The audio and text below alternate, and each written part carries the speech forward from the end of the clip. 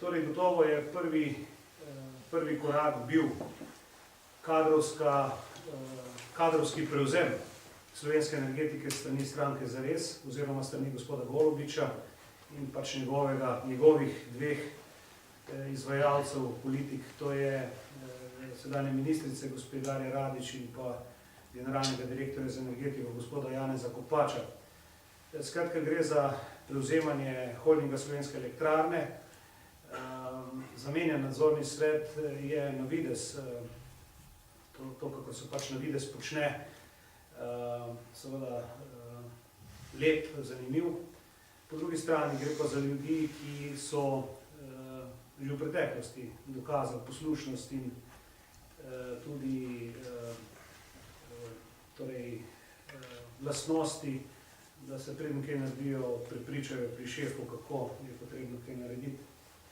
Zato je ta poteza spremembe nadzornega sveta prvi korak, ko se prevzema kadrovsko in sicer prevzema holding Slovenskih elektrarn, maščevanje tudi dosedanjemu ministru za gospodarstvo, gospodu Mateju Lahovniku, in pravzaprav ambicija po neki drugačni politiki na področju energetike. Seveda je to šlo mimo pravil kadrovsko-organizacijskega sveta, mimo pravil, za katere je obljubila ta vlada, da so njena svetinja, da se tu, kot je povedal, ostane ali pade, kot je povedal predsednik vlade, kar ugotavljajo tudi sedaj te sami člani in predsednik kadrovsko-organizacijskega sveta, ki se sprašujejo, ali ima smisel še sodelovati v taki farsi. Torej, ali predsednik vlade se s tem ne ukvarja, ali se ne želi ukvarjati, ali je pa to s nekim tihim njegovim soglasjem narejeno, se lahko seveda samo vprašujem. Ampak dejstvo je to, da je nadzorni svet prenovljen in da ima sedaj odprto pot za kadriranje tudi vseh vodilnih kadrov v tem holdingu Slovenske elektrarne. Torej, zakaj je bilo to potrebno narediti tako hitro? Zaradi tega, da se prehiti namera po prenosu tudi energetskih družb na Agencijo za upravljanje s kapitalskimi naložbami in na neko drugačno logiko tudi pri kadriranju v nadzorne svete in posledično uprave teh družb.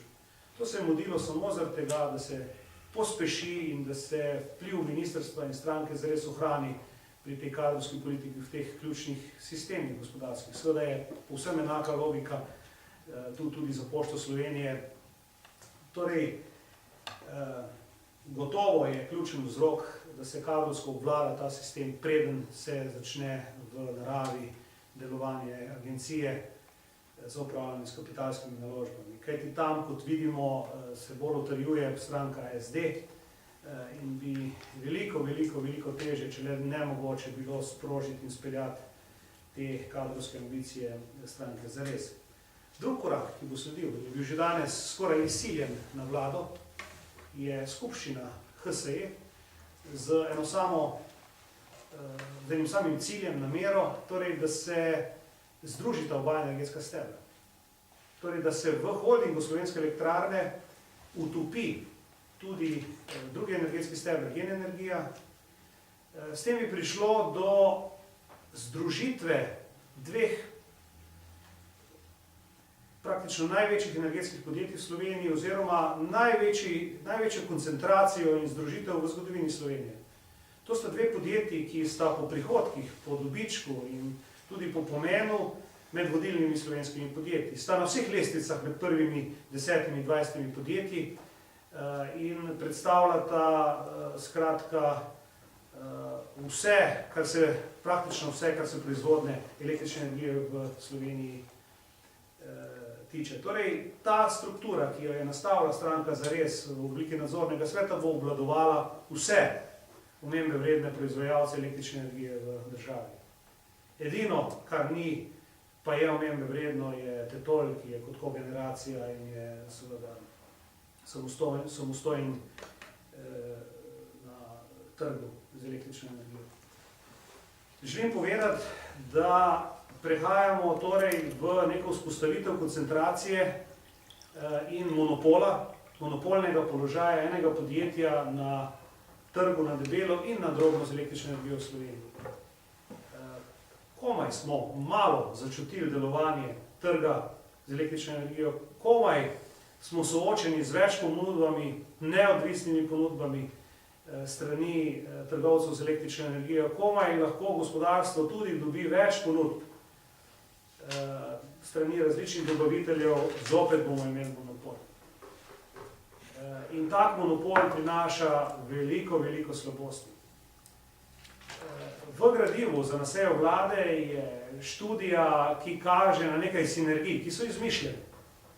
Če so te sinergije pri določenih stroških, tekočih stroških teh podjetij, če so prihranki možni glede vzdrževanja in vsega, zakaj se te prihranki že danes ne uveljavljajo? Zakaj že ta podjetja danes ne delujejo? Mene ne bo nihče prepričal, da vzdrževalci, ki posegajo v drugi energetski steber, če bi bili skupni, da bi bili cenejši. In če bi bili cenejši, zakaj že danes ne sodelujejo? Vse gre za pravzaprav potrebo po sodelovanju in po nekem, kar se da učinkovitem poslovanju.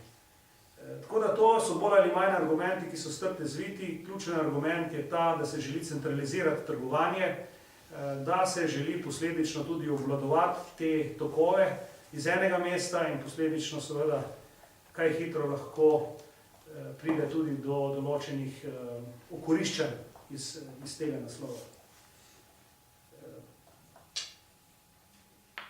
Kaj to pomeni za odjemalce električne energije v Sloveniji? Odjemalci bomo, tako gospodinstva, sleherni prebivalec, kot tudi gospodarstvo, plačevali električno energijo točno po tisti ceni, ki jo bo določil ta edini ponudnik električne energije.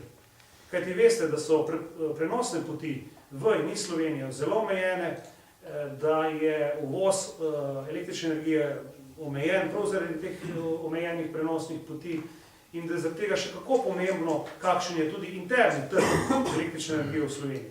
In če tega trga ni, če imate samo enega dobavitelja, je pravzaprav nesmiselno pričakovati. Na kakršenkoli način že on ponuja to energijo, da bo neka tržna logika obveljala. Obveljala bo logika po stroškovnem načelu, kjer bo lahko v ceno električne energije ta bodoči monopol, holding vgradil vse lastne neučinkovitosti poslovanja, vse zgrešene poslovne poteze in tudi vse zgrešene investicije v prihodnje.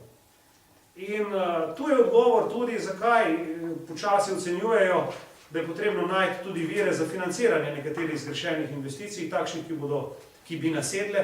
To je zaradi tega, ker bi holding, tak kot je, zelo težko sam spravil po transparentnem načelu na take investicije, kot je blok 6 skozi. Zato se potrebuje narediti pravzaprav en miks, kjer se bo zakrilo, kjer se bo prikrilo in kjer bo pravzaprav vsi združevali denar za to, da pride do ene same, po ocenah mnogih, neučinkovite investicije.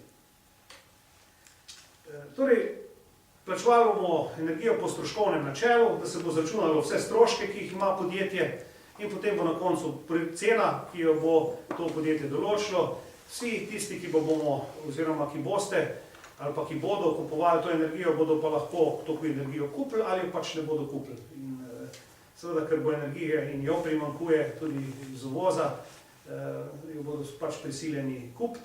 In zdaj se tu sprašujem, kje je ta logika, ki jo je omenil premier kot cilj proračunov za prihodnje obdobje, torej da se bo več posvetilo konkurenčnosti slovenskega gospodarstva.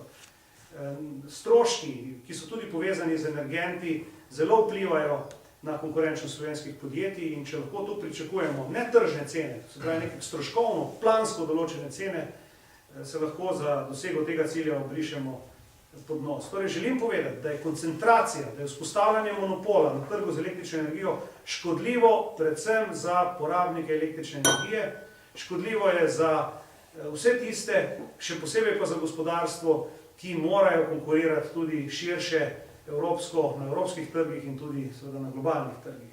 To je korak v zelo, zelo napačno smer in jaz upam, da to, kar je pripravilo Ministrstvo za gospodarstvo kot gradivo, to združevanje, da to pač ne bo strokovno tudi ne vzdržalo.